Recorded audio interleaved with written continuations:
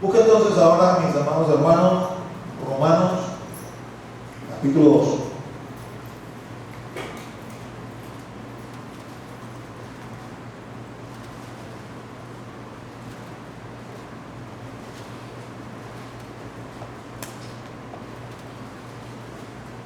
Voy a leer desde el versículo 17 en adelante.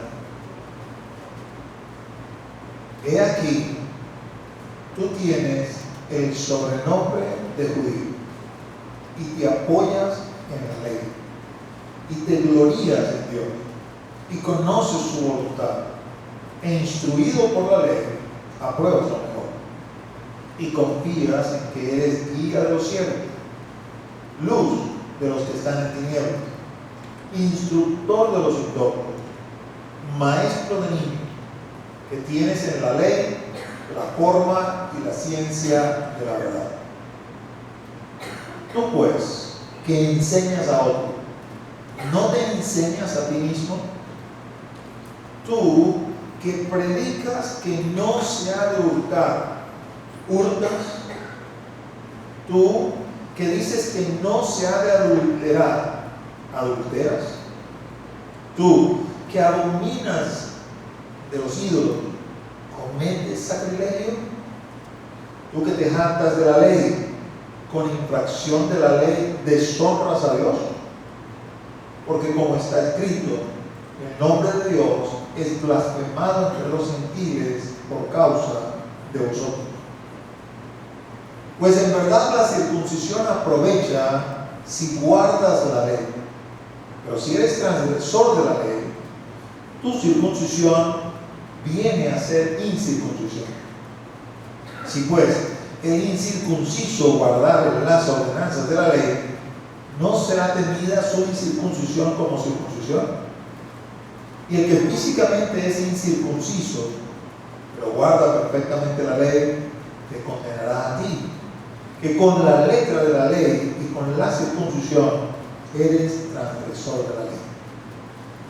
Pues no es judío el que lo es exteriormente, ni es la circuncisión la que se hace exteriormente en la carne, sino que es judío el que lo es en lo interior, y la circuncisión es la del corazón, en espíritu, no en letra, la alabanza del cual no viene de los hombres, sino de Dios. ¿Qué ventaja tiene pues el judío? ¿O de qué aprovecha la circuncisión? Mucho, en todas maneras. Primero, ciertamente que les ha sido confiada la palabra de Dios. Pues que si alguno de ellos han sido incrédulos, su incredulidad habrá hecho nula la fidelidad de Dios. De ninguna manera. Antes bien, sea Dios veraz y todo hombre mentiroso, como está escrito, para que seas justificado en tus palabras y venzas cuando fueres juzgado. Y si nuestra injusticia hace resaltar la justicia de Dios, ¿qué diremos? ¿Será injusto Dios que da castigo? Hablo como hombre, en ninguna manera. De otro modo, ¿cómo juzgaría Dios al mundo? Pero si por mi mentira la verdad de Dios abundó para su gloria, ¿por qué aún soy juzgado como pecador? ¿Y por qué no decir, como se nos calumnia y como algunos cuya condenación es justa, afirman que nosotros decimos, hagamos males para que vengan bienes? ¿Qué pues? ¿Con nosotros mejores que ellos? En ninguna manera. Pues ya hemos acusado a judíos y a gentiles, todos están bajo pecado.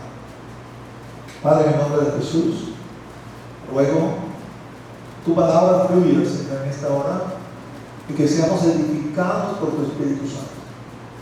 Ayúdanos, Señor, para que la palabra no vuelva a ti vacía, sino que haga en nuestro corazón conforme con el propósito que la has enviado. Y de esta manera, mi Dios, seamos alentados a continuar en este andar y en este caminar, al cual tú nos has llamado y del cual nos has hecho partícipes. El Espíritu Santo está aquí, Señor.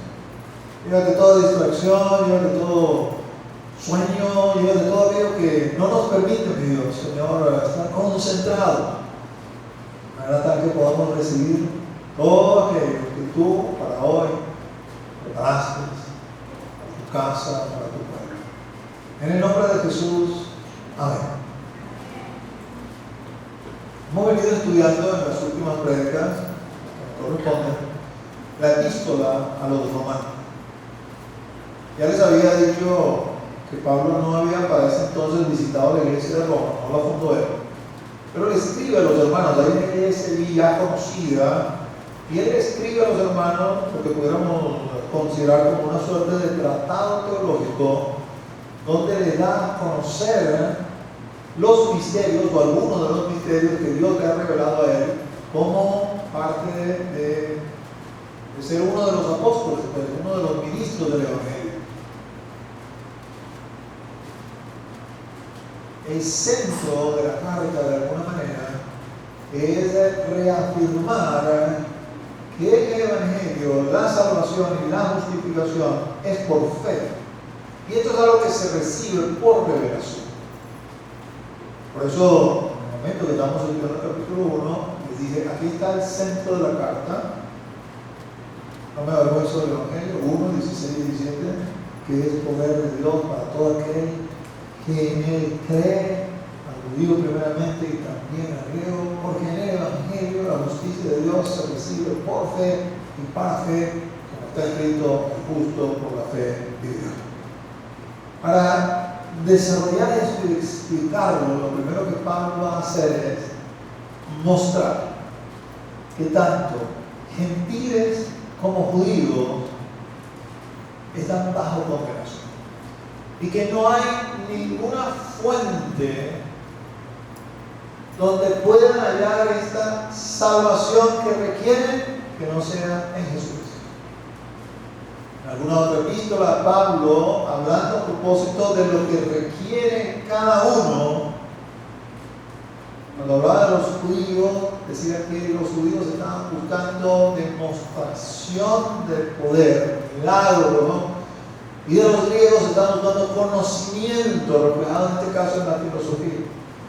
Entonces Pablo va a agarrar y va a mostrar que los dos grupos están apartados de Dios y necesitan esta revelación que la justificación es estricta y únicamente por la fe, para así alcanzar, para así lograr pertenecer, ser parte del Evangelio y sus promesas. Una vez que Pablo da esta, vamos a decir, frase, como os estoy diciendo, inmediatamente comienza a hablar del grupo de los gentiles, aquellos que no son judíos, y comienza a mostrar, hablándoles a propósito no de la ley, porque no saben nada de la ley, sino de la creación, que Dios se ha mostrado en lo que ha creado. Y nuestra negativa a reconocer esto, lo que ha producido es un endurecimiento de nuestro corazón, porque hemos decidido no reconocer a Dios. Por supuesto, cuando usted escucha algo como esto y se evalúa usted, uno pues en general, uno dice, bueno, probablemente yo no estoy en ese grupo. Lo que olvidamos es que no reconocer a Dios no es solamente decir como que Dios no existe.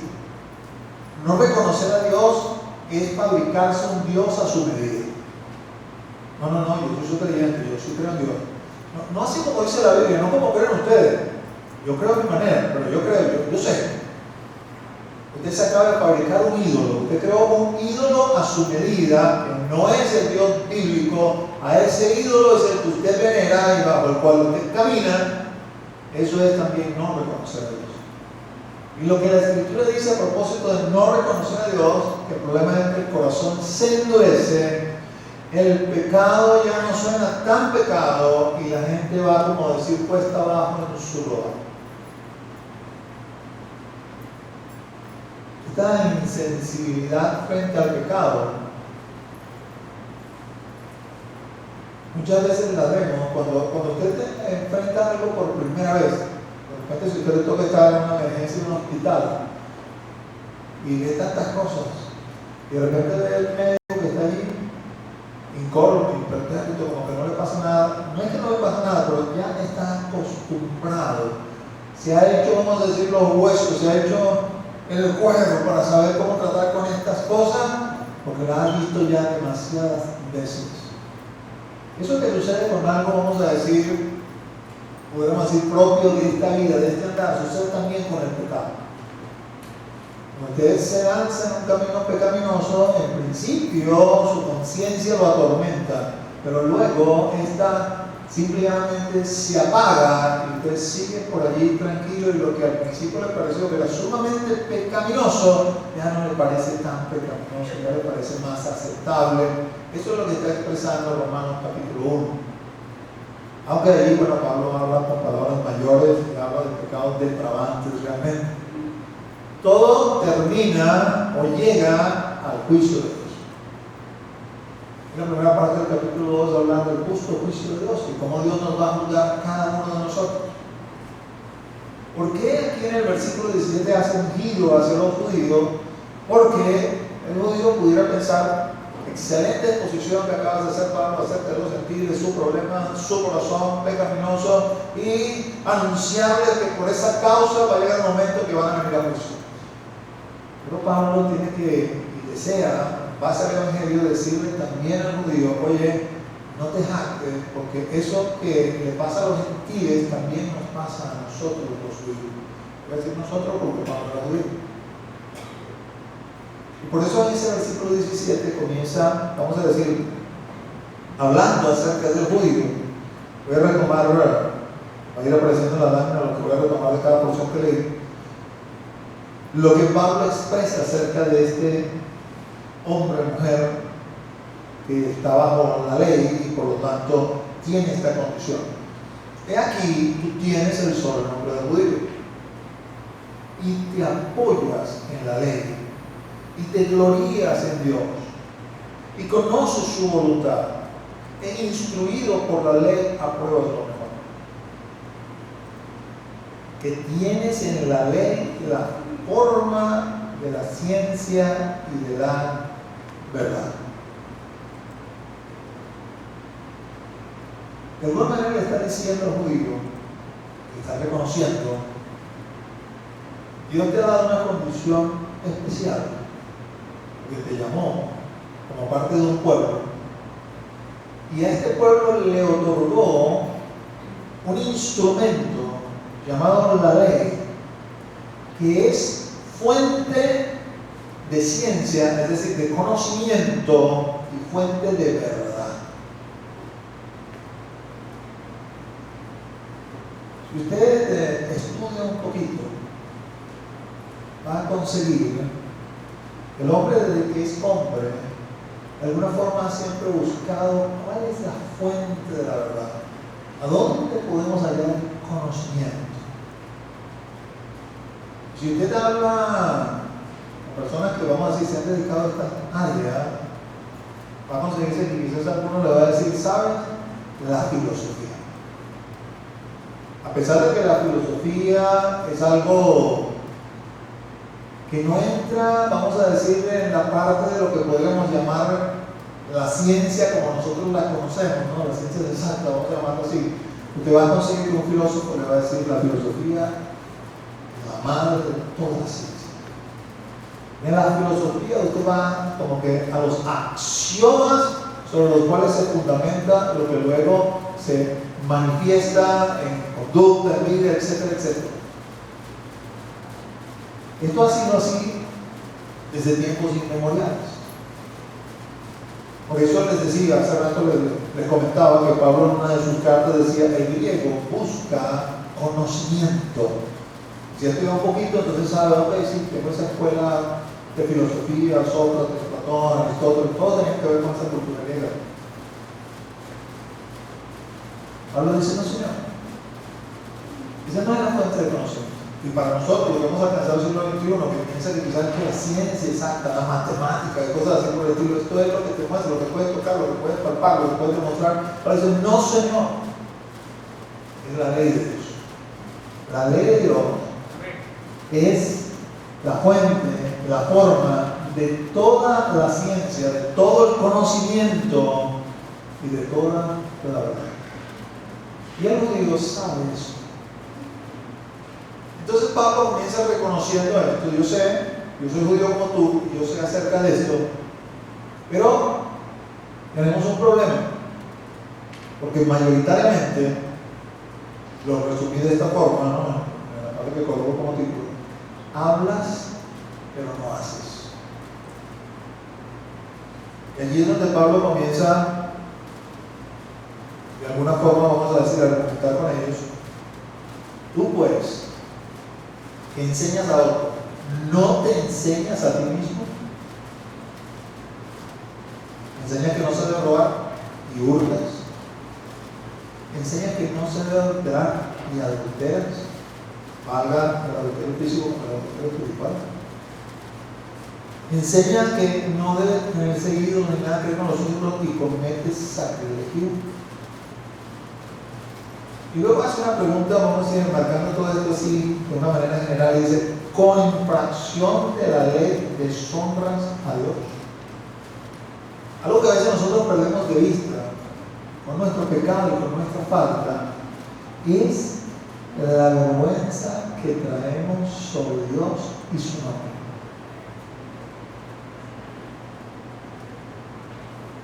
Eso es, vamos a decir, como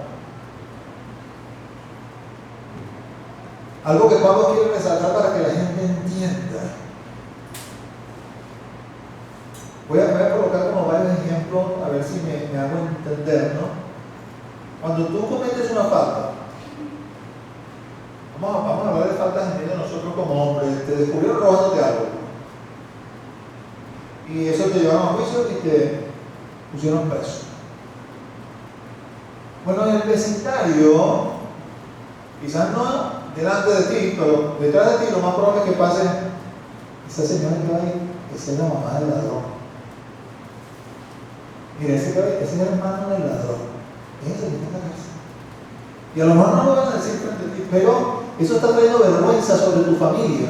Porque tú vas a decir: pero yo no me robé nada. Sí, tú no te robaste nada. Pero tu hermano, amigo de tu papá y tu mamá, sí lo hizo. Y ha traído vergüenza sobre todo el grupo familiar. Y aunque nosotros nos hemos esforzado, ¿no?, por este asunto, propulsado sobre todo de los Estados Unidos, de las libertades civiles y de los derechos individuales, yo soy yo y nadie se mete conmigo, yo no tengo nada que ver con nadie. Eso no es así en realidad. Nosotros formamos parte de una comunidad, nosotros formamos parte de un entorno, de un todo, y no nos podemos desligar de él. Por eso Pablo le dice: el nombre de Dios es blasfemado entre los gentiles por causa de vosotros. Básicamente le está diciendo a los judíos, los gentiles. Recuerden que les explicaba antes, la cosmovisión judía se divide muy simple: vamos, los judíos y los no judíos. Los judíos, los gentiles. Los circuncisos, los incircuncisos. Es una división muy simple, muy sencilla. Y se supone que nosotros, los judíos, los circuncidados, el pueblo de Dios, somos como que la crema innata, somos la élite de todo. Pero cuando el vulgo, la chusma, te observa y te ve, y ve que no cumple, que no haces, pues el nombre de Dios es blasfemado por esa causa. Y he hecho énfasis en esta, como que hablando del judío, porque es el contexto de lo que estamos estudiando, de lo que quiere señalar la escritura aquí. Pero eso no quiere decir que eso no tiene aplicación sobre nosotros. Porque nosotros no somos judíos, nosotros somos cristianos. Como cristianos nos creemos en la tapa del frasco. Sabemos más que los musulmanes, más que los hindúes, más que los budistas, más que todo, porque ellos creen en cosas raras, ídolos, demonios. Nosotros no, nosotros creemos en el Dios verdadero. Ellos leen otras cosas, nosotros no, nosotros leemos la Biblia. La pregunta que tenemos que hacer es: ¿la cumplimos? ¿O nada más te jactas o nos jactamos porque es que me bauticé? En el caso de ellos se jactaban porque estaban circuncidados. Entonces eso es motivo de que yo me jacte y me bauticé. Porque de alguna manera esto nos aplica ahora a nosotros. Los judíos de aquel entonces, y algunos de hoy en día que no aceptan a Jesús como el Mesías, tienen este problema. Pero es un problema que se ha trasladado a la iglesia ahora. Porque nosotros, por ser parte de la iglesia, pensamos, creemos, vamos a ser como que no sé, como que Dios nos metió una bolsillo. No. Esto aplica también para nosotros. Tú que enseñas a otro, no te enseñas a ti mismo. Conoces la palabra, conoces cómo tendría que ser tu carácter cristiano. Afable, apacible, benigno para con todos. ¿Somos así? O somos así aquí, pero cuando salimos a la calle nos ponemos todo atrás. No, pastor, es que si en la calle me pongo así de lucho, me llevan. Es decir, esta palabra no solamente me está revelando misterios, me está enseñando verdades, es una palabra que me la puedo aplicar a mí mismo también, y que me la debo aplicar a mí mismo, porque el reclamo que le está haciendo Pablo a los judíos a propósito de enmarcarlos a todos bajo pecado es un reclamo válido para nosotros hoy en día. La iglesia dejó hace años de ser una iglesia judía y se convirtió en una iglesia gentil. Ahora el componente judío es minoritario en medio de la iglesia, y eso era de esperarse porque los gentiles son más que los judíos. En algún momento eso nos ha hecho creer superiores a los judíos y ha levantado antisemitismo en medio de la iglesia, rechazando al pueblo judío. Y nos ha convertido a nosotros en herederos de estas palabras que están aquí, porque hemos hecho exactamente lo mismo. Tú que enseñas que no se debe matar, matas. Y uno podrá decir, no mató a nadie, pastor. Eso será para aquellos de allá. Ya va, tienes que leer Juan. Porque Juan, primera de Juan dice que si aborreces a alguien en tu corazón, ya lo mataste. La Biblia dice, eres un homicida, no porque lo matas físicamente, porque lo aborreces en tu corazón. Entonces la palabra, como era de esperarse del Evangelio, sube la moral de Dios, no la baja, la sube.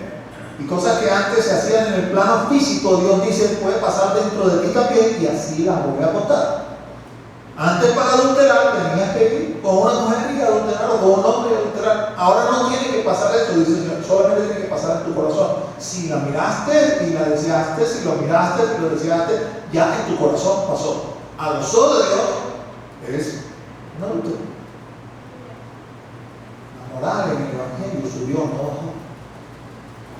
Entonces, obviamente, esta palabra es una palabra que nosotros tenemos que plantearla con respecto a nosotros y decir, estoy cometiendo el mismo error que cometieron los judíos en la época de Pablo. Y si lo estoy cometiendo, entonces tengo que corregirlo. Porque la idea tampoco es como que me descubro una enfermedad y no voy a hacer lo propio para acomodar esa enfermedad. Estamos hablando de algo espiritual, me descubro que tengo esta debilidad, tengo que corregirla. No puedo seguir siendo así. Algunos piensan, ¿no? A propósito de este asunto de que no nombre de Dios los quemados, y esto se refiere única y exclusivamente si me descubro, si se sabe. Le voy a recomendar que leas el incidente en el Antiguo Testamento entre David y Betsabé, la esposa de Urías. Y antes que me digan, ya, eso está en el Antiguo Testamento, déjame decirte algo. Yo no he concebido en el Nuevo Testamento el nombre de ninguno, ni de Pedro, ni de Juan, ni de Pablo, que Dios diga, este hombre era un hombre conforme a mi corazón. Y con eso no estoy diciendo que no hayan sido hombres de Dios, porque hombres de Dios eran. Hablo que yo medio Nuevo Testamento.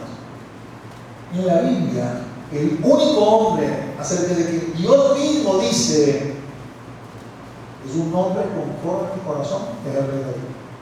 Amén. Ese hombre al fin. Cuando digo hombre al fin, lo que quiero decir es que tenemos este tabernáculo de carne. Si no lo crucificamos, vamos a ir corriendo a satisfacer sus deseos. En algún momento, haciendo lo indebido, cometió adulterio con Betsabé. Y luego, como había dejado a una mujer embarazada, mandó a matar al esposo.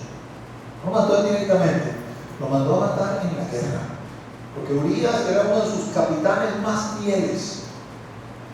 Y como veía que no podía lograr, como que taparía el error que había hecho, le envió una orden a su general, Joab, y le dijo, pon a Urías lo más cerca del muro, y cuando la batalla esté en su fragor, manda a retirar a todos menos a Urías. Y el propósito de David, era un hombre de guerra, David también, era muy simple. Está tan cerca del muro, las flechas de los amonitas lo van a matar, y nos quitamos ese problema encima. Todo esto Se lo reveló Dios al profeta Natán.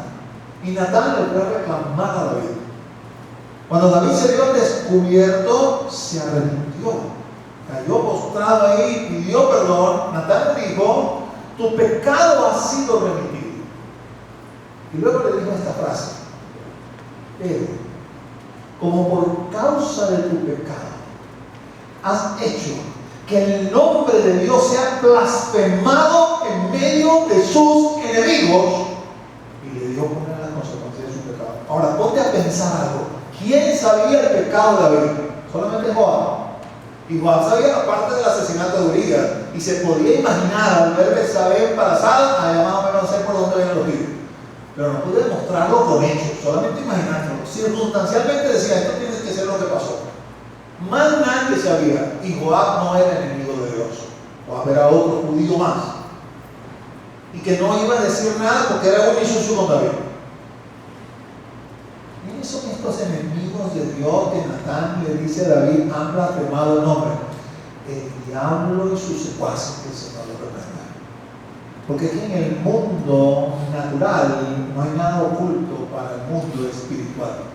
Ahí donde estás tú solito en tu habitación, cometiendo tu pecado con fulano, con sultano, si es que es el orden de la cosa. Ahí no solamente está Dios, ahí están también los demonios que ahí no hay más nadie, no hay ningún otro ser humano, no hay nadie filmándote, ni escuchándote, ni nada, no está pasando absolutamente nada, y tú piensas que todo no sabe absolutamente nadie, pero en el mundo espiritual es un secreto a voces. Y el primero que se presentó delante de Dios para decirle: aquí está el hombre conforme a tu corazón, fue el diablo, que el Señor lo reprende. ¿Por qué? Porque Él es el acusador de nuestros hermanos, así lo dice el libro de Apocalipsis. Así que cuando tú y yo pensamos que hacemos tal o cual cosa y nos justificamos por nuestra debilidad y pensamos que no pasa nada porque nadie lo supo, pues sí, los enemigos de Dios blasfeman su nombre. Mira, aquí está tu hijo, aquí está tu hija, el cristianito, la cristianita. ¡Míralo! Eso es lo que pasa, eso es lo que sucede. Pastor, ¿por qué no lo presenta así? Me suena así como que y me incomoda y todo. Porque es que es la verdad espiritual. En la medida que tú no sientas, y ojalá no sobreviniera eso. Estoy hablando quizás de cosas bastante fuertes, pero vamos a hablar de otras cosas. La Biblia dice que no tenemos que ser gritones. Y comiences con la gritería en tu casa: porque tú y yo te lo dije. Venga el Espíritu y te digas: en nombre de Dios está siendo blasfemado, tus hijos no gritan. Bueno, mi amor, ¿cómo te venía diciendo? Porque es que el Señor quiere que nosotros seamos perfectos. No solamente pienses en el pecado escandaloso, piensa también en esas otras pequeñas cosas. Léelas en Gálatas, léelas en Efesios, que el Señor quiere que nos quitemos de encima. Airaos, pero no pequéis. ¿Cuál es parte de airarse y no pecar? Bueno, los que, oye, sí, pastor, yo sé que no se tiene que decir grosería ni nada, pero es que cuando me pongo bravo no sé qué hacer. Muérdete la lengua. Comienzo por ahí, por lo menos. Es un poco difícil no hablar con me está mordiendo la lengua. Pero es parte de la perfección que Dios quiere que cada uno de nosotros tenga. Así a veces como que nos toca un poco más de cerca, porque cuando hablamos de los pecados escandalosos, como yo te dije que ahorita lo mencionan pastores contigo seguramente. No, eso nos salpica a todos. Porque Él quiere que seamos perfectos así como Él es perfecto. ¿Cuándo vamos a ser perfectos? Cuando estemos con Él. ¿Qué quiere decir? Entonces tenemos una lucha todos los días. Podrás ser pastor principal de la iglesia, pero tienes una lucha todos los días. Y cuando flaqueamos, entonces sucede esto que Pablo señala con mucho pesar en el corazón. Porque parte de amar a Dios con toda nuestra fuerza, con todo nuestro corazón, con toda nuestra mente, definitivamente para poderlo entender hay que pensar en alguien que tú puedas ver, alguien que tú sientas de mucha estima, muy cercano y no sé, que te valore mucho, y sería tú, pues ser la última persona que yo quisiera que supiera esto y esto y esto acerca de mí. Porque el día que lo sepa, pues no sé dónde voy a meter la cara, no sé dónde voy a... Si puedo sentir esa vergüenza con alguien físico, porque me es cercano, porque viene ante ti y todo, ¿cómo no lo voy a sentir con Dios? Que Dios siempre lo ve y Dios, no hay nadie más alto que Dios. Él es el que nos llamó, el que nos amó, el que nos salvó, Él es el que nos ha dado absolutamente todo. Eso es lo que Pablo está tratando de hacer aquí. Sigue y le dice al judío: óyeme, la circuncisión te aprovecha si guardas la ley, pero si eres transgresor de la ley, es como que si no tuviese circuncisión.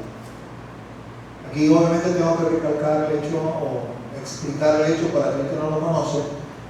La circuncisión es importante para un judío porque esa es la señal del pacto. Dios hizo un pacto con Abraham. Abraham es el padre del pueblo judío. Un pacto que Dios no se olvida de él. Un pacto que tiene una gran promesa que dice: todo el que te bendijere, a ti y a tu descendencia, yo lo bendeciré. Todo el que te maldijere, a ti y a tu descendencia, yo lo maldeciré. Es decir, hay una cobertura en el pacto con Abraham sumamente amplia para todos aquellos que se acobijan para ese pacto. Y el Señor le dijo a Abraham, una vez que el pacto había sido hecho: bueno, vamos a hacer una señal de que este pacto es una realidad. Una señal que vas a hacer sobre tu propio cuerpo. Porque quiero que todos los hombres de tu casa, comenzando por ti el primero, todos estén circuncidados. Es una señal sobre el cuerpo del judío. Una vez establecido eso, en aquel entonces Abraham ya era un señor mayor, se circuncidó él, circuncidó a sus hijos, Isaac e Ismael, circuncidó a todos los hombres de su casa, pero de ahí en adelante, cada niño judío que nace a los 8 días es circuncidado. Hoy en día, pues hay quizás más normas sanitarias para hacer este tipo de cosas, pero los judíos todavía que son conservadores van a llamar al rabino, y ese rabino el que va a hacer esto, porque es un acto religioso donde la circuncisión señala no un elemento de higiene o médico, sino que están bajo el pacto con Abraham. Y Pablo le dice aquí: sabes, si no practicas, aunque estés circuncidado, eso no te sirve de nada. Aunque estemos bautizados, no nos sirve de nada si no practico lo que se supone que es el pacto del Evangelio que el Señor ha hecho con nosotros. Tanto es así que Pablo le dice algo que seguramente va a irritar a los judíos. Dice: mira, si el incircunciso guarda las ordenanzas de la ley, esa incircuncisión le va a ser tomada como circuncisión. Eso no quiere decir que se alcance salvación, ahorita lo voy a explicar.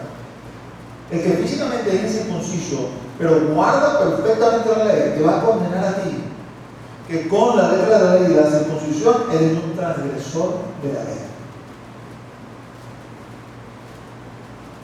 Hay gente en el mundo que todavía no son cristianos, pero que van a ser cristianos. Y estando en el mundo, no son esos pecadores contumaces y rebeldes, hijos del diablo, sino que son personas de bien, entendiendo en términos humanos lo que es una persona de bien.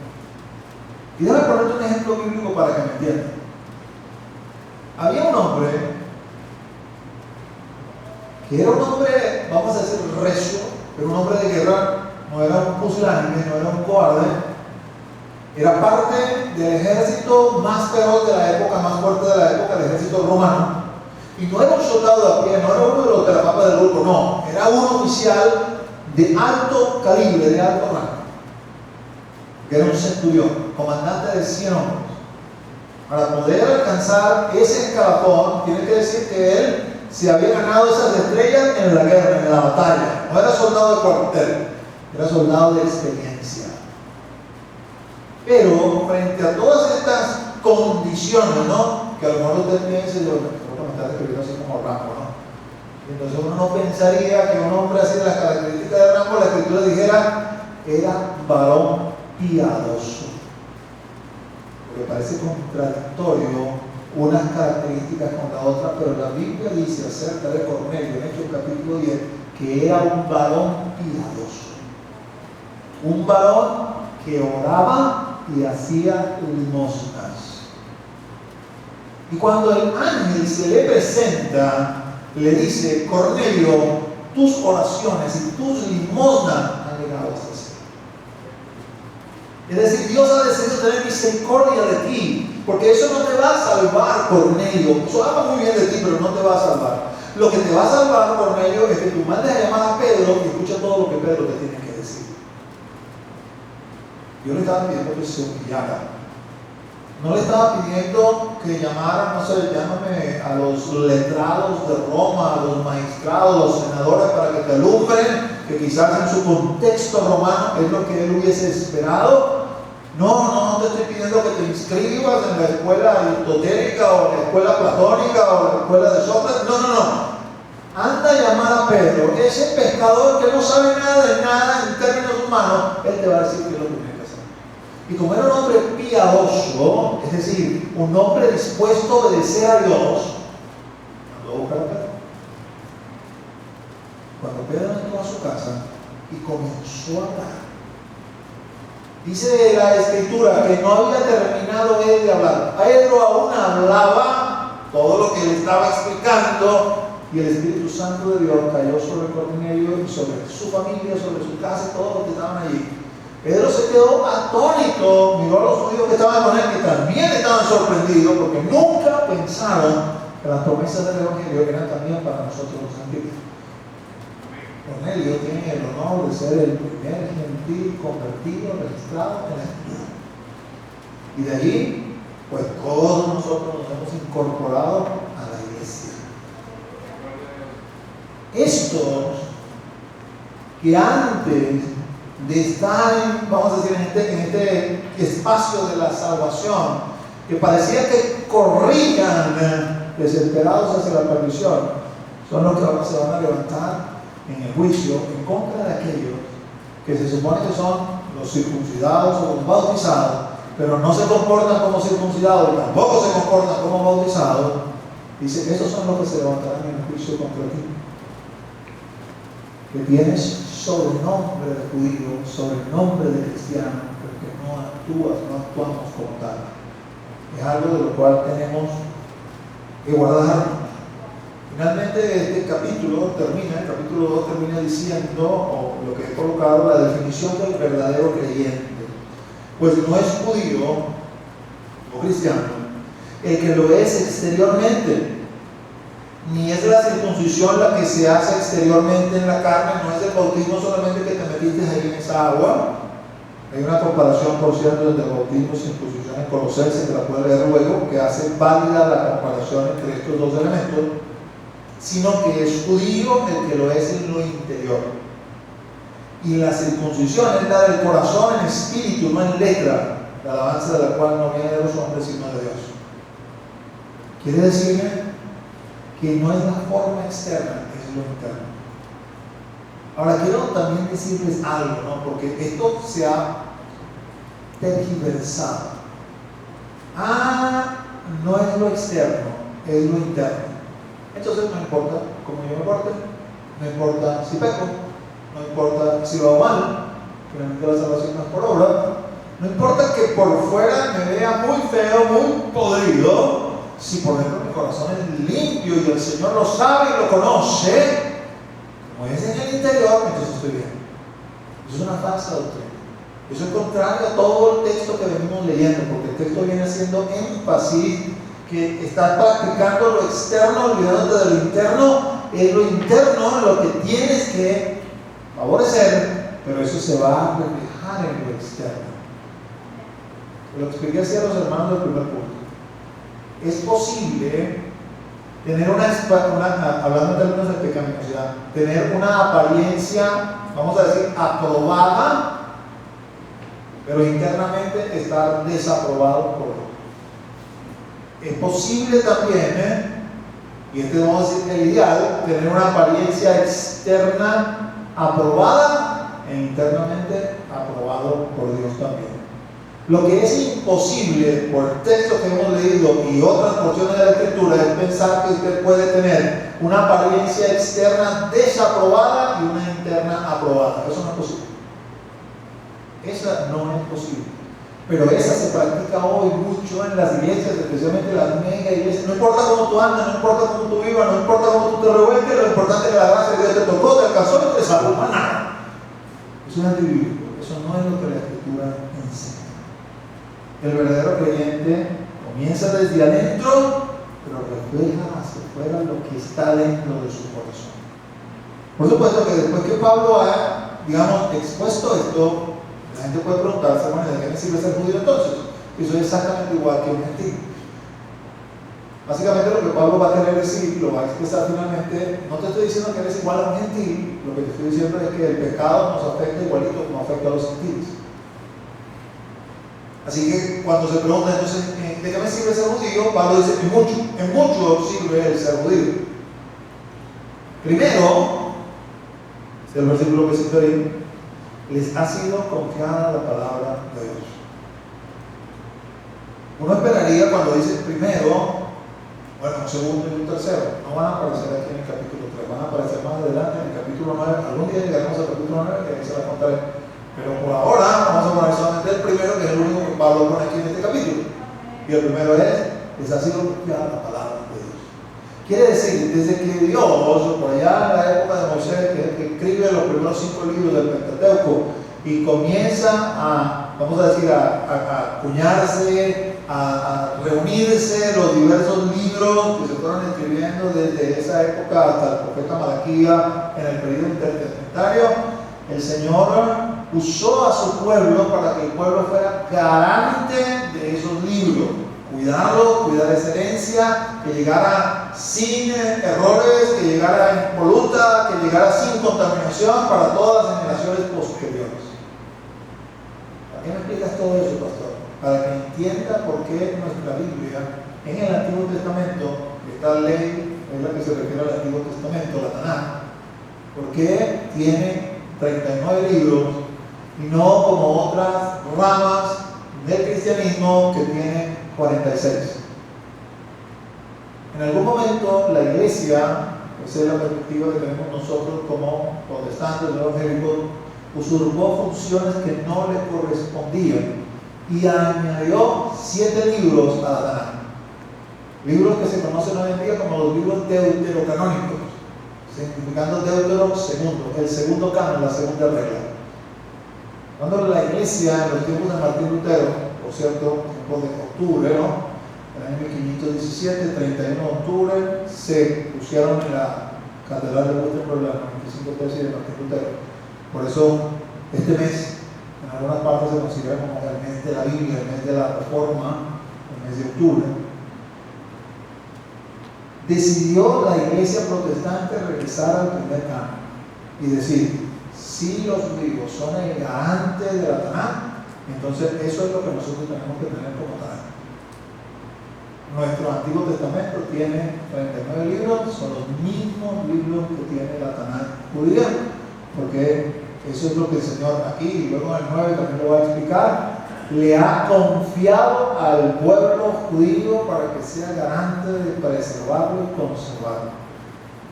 ¿Podemos leer los otros 7 libros? Sí, pero no considerando los que tienen la autoridad de los otros 39, porque no son parte del canon. Luego puedo buscar eso y ver cuáles son los libros para que sepan, que conozcan. Obviamente, frente a todo el razonamiento que Pablo ha hecho, un judío pudiera sentirse quizás ofendido, ¿no? Y un gentil podría quizás preguntarse, ok, entonces, como no fueron fieles, ¿eso de alguna manera anula lo que Dios es?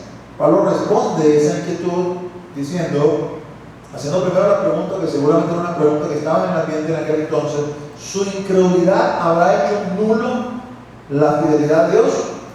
De ninguna manera. Antes bien sea Dios veraz y todo hombre mentiroso. Es decir, lo que Dios ha hablado, todo lo que sale de la boca de Dios, eso es veraz. Si el hombre no se comporta conforme a eso, no anula lo que Dios es y representa. Lo que Dios dijo es así y así será. Aunque nosotros veamos, vamos a hablar de la iglesia.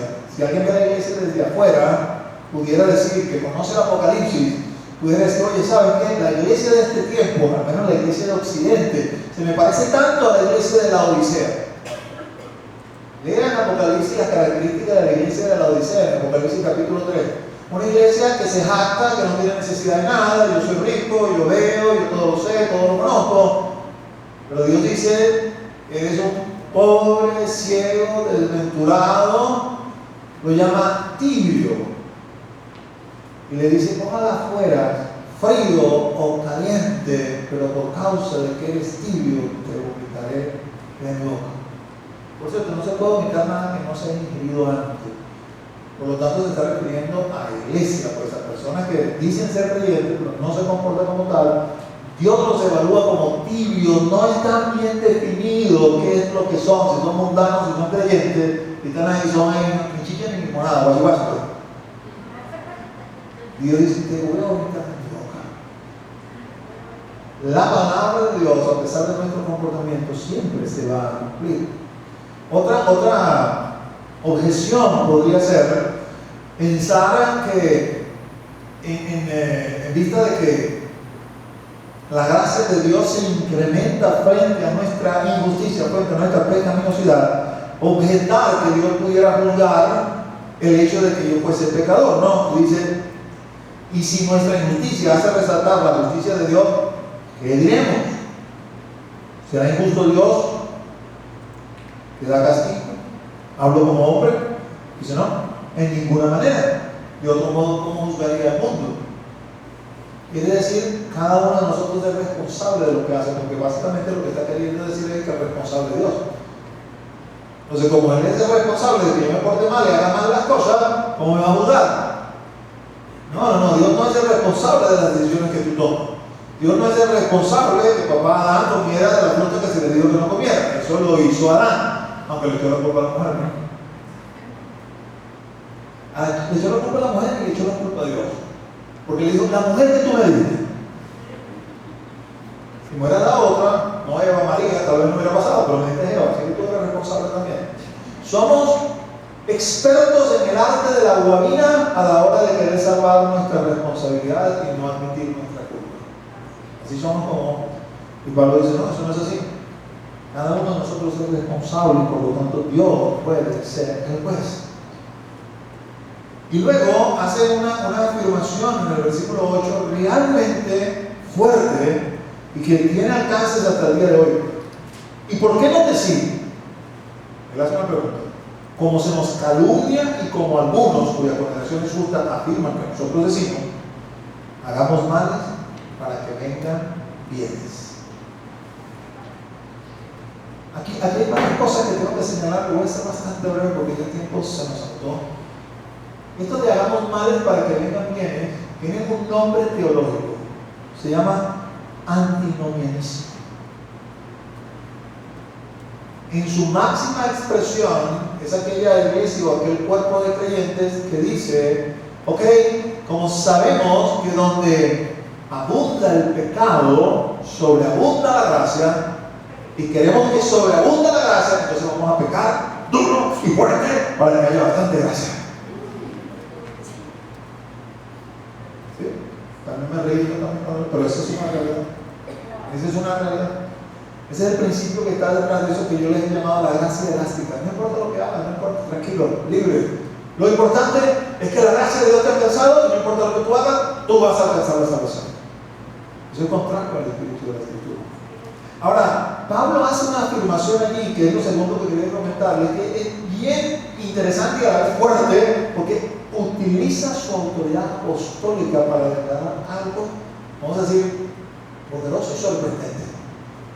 Él comienza diciendo, hay un grupo de personas que nos andan calumniando, diciendo que nosotros estamos diciendo esto, que no lo estamos diciendo. Esas personas son dignas de ser condenadas. Y uno pudiera mandarle un primer vistazo y decir, wow, Pablo se puso bravo porque lo están calumniando, quizás nos mandó para el infierno. No es que lo estén calumniando lo que le molesta. Lo que le molesta es lo que están enseñando y que están diciendo que él lo está enseñando. Es decir, estos hombres que se están levantando con esta falsa enseñanza, para amparar su falsa enseñanza, están diciendo, Pablo, el apóstol de los gentiles, enseña esto. Y cuando la gente que está escuchando la enseñanza, escucha a Pablo diciendo, wow, seguramente tiene que ser verdad, porque Pablo es un hombre de Dios. Entonces no es que lo estén calumniando de que él esté diciendo algo que no esté diciendo, es lo que estás enseñando. Y eso que estás enseñando está contaminando a las personas. Y para justificar la contaminación, como no estás tan seguro que te vayan a seguir a ti o no te vayan a seguir a ti, estás diciendo que nosotros, los apóstoles, lo estamos diciendo cuando no lo estamos diciendo, porque jamás vamos a enseñar algo como eso. Eso no es bíblico. Amados hermanos, lo que resulta finalmente de todo esto es aprendamos a ser como los cristianos, los fueron cristianos de Berea. Aprenda a leer su Biblia. No agarre solamente lo que yo digo aquí o cualquiera de los predicadores o lo que usted lee en internet que dijo fulano o sutano. Búsquelo en la escritura y compruébelo. Y si es así, entonces recíbalo porque así es. Pero si no es así, no lo reciba. Y en el marco de la confianza que nos une como familia, usted puede venir y sentarse a hablar conmigo y Biblia en mano nos vamos a sentar a hablar. Porque bien puede usted haber recibido algo que yo no he recibido, pero bíblicamente tenemos que ponerlo en evidencia para entonces sí poderlo enseñar. Eso es lo que él está diciendo. Porque cuando, fíjense, probablemente esa palabra nunca la había escuchado, a mí no me dicho. Pero este asunto de que no importa cómo te portes, igual la gracia de Dios te va a alcanzar, eso sí lo he escuchado. No sabe que tiene ese nombre. Y quizás tampoco sabe que eso no es algo del siglo XXI, eso viene de la iglesia primitiva en el siglo I, que tiene esta corriente viniendo. ¿Qué quiere decirte con esto? A veces repetimos errores porque ignoramos. Cuando comenzamos a leer la historia de la iglesia y comenzamos a ver todas, la iglesia ha enfrentado 1001 herejías, desde el siglo I hasta ahora el siglo XXI. ¿Cómo me entero de las cosas que la iglesia ya ha rechazado, ya ha mostrado? ¿Cómo sé que el arrianismo, que no tiene nada que ver con Julio, no es de Dios y eso es una herejía? ¿Cómo sé que el pelagianismo es una herejía? ¿En qué consiste? Y no conseguirme de repente que yo estoy practicando algo como eso, leyendo. Lea la historia de la iglesia, nútrase de la historia de la iglesia, vea qué sucedió con los que fueron antes que nosotros para que no repitamos errores que ya la iglesia en su momento corrigió. Y que hoy aparecen como si fuera algo novedoso. No hay nada nuevo bajo el sol, dice Eclesiastés. Finalmente Pablo termina esta porción que estamos estudiando, y los músicos me pueden acompañar, con lo que al punto donde quería llegar. Y dice: ya hemos acusado a judíos y a gentiles que todos están bajo pecado. Porque ¿a qué apunta Pablo? Hacerle ver a las personas: necesitamos esta revelación de la justificación. El gentil, porque no vas a hallar esto en la filosofía, en la ciencia. El judío, porque como no estás practicando la ley como debería, no estás hallando lo único que la ley te va a mostrar. La ley te va a mostrar el camino a Cristo, porque la ley pone en evidencia el pecado, pero no lo sana, no lo cura. Entonces, estando todos bajo pecado, tanto los gentiles como los judíos, es necesario menester la figura de Cristo. Y es lo que va a comenzar a hablar a continuación y que vamos a exponer la semana que viene. Vamos a ponernos de pie. Me quiero invitarles a leer un último versículo.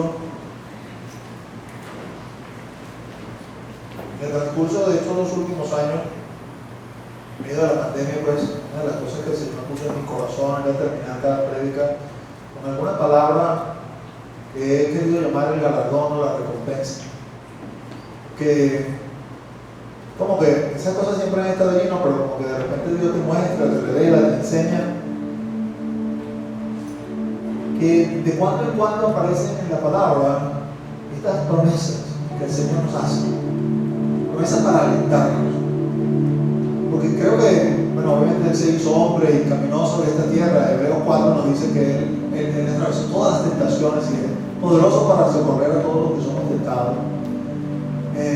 La tentación no es pecado, pero es un paso previo al pecado, un momento muy difícil, el cual el Señor le gustaría que evitáramos, ¿no? Así como manda a orar el Padre Nuestro, que no caigamos en tentación. Pero cuando caemos en tentación, ahí está Él, nuestro sumo sacerdote, para socorrernos, porque sabe que esta vida cristiana es muy difícil, casi imposible de vivir en términos humanos. Es un momento que, si la vemos de una forma natural, lo que caemos en hay tantas normas que mejor no voy a otro lado que no tengan tantas normas. Eso es indicativo de que todavía no amamos a Cristo. Porque cuando amamos a Cristo, la norma desaparece. Se reduce solamente a dos cosas: amarlo a Él sobre todas las cosas y amar al prójimo como a nosotros mismos. A eso se reduce cuando comienzas a amar a Cristo. Entonces Él estima oportuno de cuando en cuando venir y ofrecernos, o más que ofrecernos, decirnos: mira, esto es lo que pasa con ustedes. Y le dice esto a la iglesia de Esmirna. Le dice: sé fiel hasta la muerte, y yo te daré la corona de la vida. Y tengo una promesa, wow, porque Esmirna tuvo el honor desde la perspectiva divina, la desgracia desde la perspectiva humana, de que le dijeran: ¿sabe?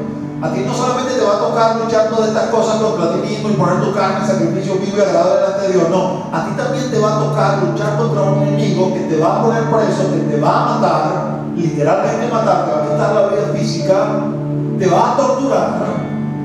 Pero yo vengo y te digo hoy: sé fiel hasta la muerte,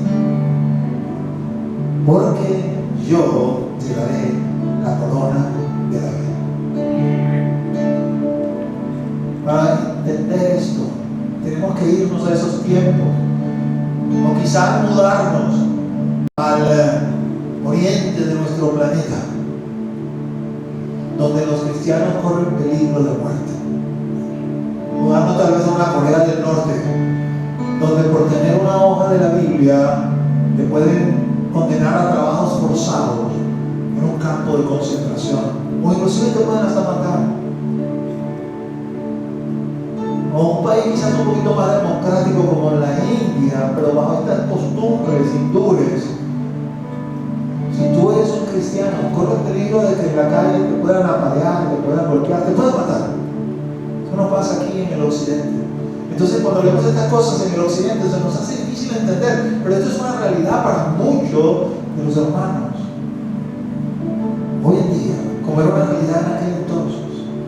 ¿Sabes? Esta semana pasada, el 27, partió a la eternidad el hermano Andrés. El hermano Andrés, un hombre de 94 años, conocido como el contrabandista de Dios. Este hombre, en la época de la cortina de hierro, llenaba su bolván en escarabajo de Biblia. Él era holandés y vivía del lado democrático de Europa, ¿no? De la Europa libre, y se iba hacia la Europa de Oriente. Tenía que atravesar lo que esas aduanas, esos puntos de control que se conocían como la cortina de hierro, y venía con ese bolvaje pero recargado de Biblia. Y él en su testimonio cuenta, puede buscarlo, su ministerio se llama Ministerio Puertas Abiertas. Oraba al Señor y le decía: Señor, ciega los ojos de estos para que no vean. Y si yo llegaba al puesto de control y el guardia veía el carro, ¿qué lleva ahí? No llevó nada, me metía la cabeza, veía: ¿a qué va? Vengo a visitar una familia, por acá, pase. Y dice así, dice infinidad de vidas. Perdí la cuenta de cuántas Biblias introdujo en Yugoslavia, en Checoslovaquia, en todos esos países, Polonia, que estaban bajo el yugo comunista. Los comunistas no son cristianos, son ateos por naturaleza, no quieren nada por la iglesia, aunque tienen una iglesia oficial, pero eso no representa a Dios. Ese es el verdadero comunismo en todas partes del mundo. E introduce cantidad de Biblias allí. Este hombre en algún momento le hizo un reclamo a la iglesia occidental, personificada sobre todo en la iglesia de los Estados Unidos, y le preguntó a la iglesia y le dijo: ¿estás dispuesta a morir por el evangelio? Y luego dijo: la verdad es que tengo que preguntarte, ¿estás dispuesto a morir por algo? Con lo cual de alguna manera mostraba la realidad de la iglesia de Occidente, ensimismada. No hay realmente ningún valor, ningún fuego interno que se tendría que hacer por el Señor, pero dice: yo sé que no va a ser por el Señor, es que no va a ser por nada en realidad. No todos son así, pero mayoritariamente sucede. Y por eso entonces nos resulta incomprensible cuando usted lee, por ejemplo, acerca de Ignacio de Antioquía, obispo de Antioquía, un hombre de más de 80 años, llevado cautivo a Roma para ofrecerlo a las fieras en el circo romano. Y nos resulta incomprensible cómo Ignacio rechaza la oferta que le hace la iglesia de Roma y le dice: Ignacio, tenemos contacto, podemos hablar con gente que tiene poder, te van a soltar. Ignacio le responde, son cartas, usted puede buscarlas en internet, busque las cartas de Ignacio para que las pueda leer. Y él le dice a la iglesia: ¿cómo me vas a quitar esta este honor de refrendar con sangre mi compromiso con Cristo. No me hagas esto. No me impidas que mi nombre esté escrito en el libro de los mártires de la iglesia. Le dice, ¿sabe? Yo estoy tan dispuesto a morir por el Señor que cuando esté en la arena, si las fieras no me asaltan, yo las voy a azuzar para que vengan sobre mí. Para él era un honor ser uno de los mártires de Cristo. Completar en su carne los sufrimientos de Cristo por su iglesia. ¿Qué tan distante de nosotros está tal cosa? A la más mínima presión cedemos, claudicamos. Pero quiero decirte hoy, iglesia del Señor, esta palabra, esta promesa también es para nosotros. Seamos fieles hasta la muerte, porque Él nos va a dar la corona de vida. A esta iglesia le hace dos promesas. Una particularmente a ellos, pero otra a todas las iglesias. Dice que venciere. Oiga lo que el Espíritu dice a las iglesias, no a la iglesia de mí, a las iglesias. El que venciere la muerte segunda no tendrá potestad sobre él. Y por primera vez en la Escritura, de una manera clara, no implícita, sino clara, se nos da a entender que los seres humanos sufrimos dos muertes: la muerte física, pero hay una segunda muerte peor, que es la muerte espiritual. Y la promesa del Señor es: tú que luchaste en esta vida, que venciste, que permaneciste fiel hasta la muerte segunda no tiene potestad sobre ti, no tiene potestad sobre nosotros. Y eso es motivo de gozo y de alegría, porque invariablemente vamos caminando rumbo al sepulcro, a menos que el Señor venga antes. No podemos evitarlo, pero sabemos, Dios nos ha revelado, después del sepulcro viene otro sepulcro. Ese no nos alcanza, ese no tiene potestad sobre nosotros. ¿Por qué? Porque estamos guardados en Cristo. Cierra tus ojos allí donde estabas. Vamos a hablar en el nombre de Jesús. Nombre que es sobre todo nombre. Te damos gracias, Señor. Muchísimas gracias, Señor, porque tú estás aquí en medio de nosotros, porque tu bondad, porque tu misericordia, porque tú, mi Dios, gentileza, tu ternura, Señor, se mueve en medio de la congregación. Yo sé que aquí hay muchos, Señor, que tienen corazones quebrantados, dolidos, Señor. Muchos entristecidos, Señor. Muchos, mi Dios, que quizás no comprenden circunstancias que están atravesando. Pero tú, que eres el Dios de lo imposible. Tú eres el Dios que nos has escogido, nos has llamado y justificado. Estás hoy aquí, Señor. Y yo te ruego que te reveles a cada uno de ellos. Le des palabras, Señor. Que sea una palabra de vida, Señor. Una palabra que los aliente. Quizás no sea una palabra de revelación para que entiendan todo, pero sí una palabra, Señor, que les impulse a continuar, a no desmayar, que les impulse, mi Dios, a no tirar la toalla, no quedar postrados en el desierto, sino a seguir adelante, porque saben en quién han creído: en el Dios de los imposibles, en el Dios que no miente, en el Dios que no se equivoca. Ese eres tú, mi Señor. Aleluya, Señor. Vamos a cantarle a Él. Vamos a adorarle a Él unos minutos. Ya nos vamos a ir. Aleluya, Señor. Santo Señor. Levanta tus manos hacia el cielo. Dice: yo quiero que los hombres corren en todo lugar con manos levantadas hacia el cielo. Sí, levanta tus manos hacia el cielo. Las cosas cambian. Aleluya. Abre los ojos espirituales, Espíritu de Dios. Que podamos mirar. Oh, como Esteban te contempló. Yo veo los ojos abiertos. Sentado a la diestra del Padre. Abre los ojos de la ley para que te puedan ver. Y se han cambiado, Señor. Ojos de amor como esos ojos que miraron la piedra. Aleluya. Nunca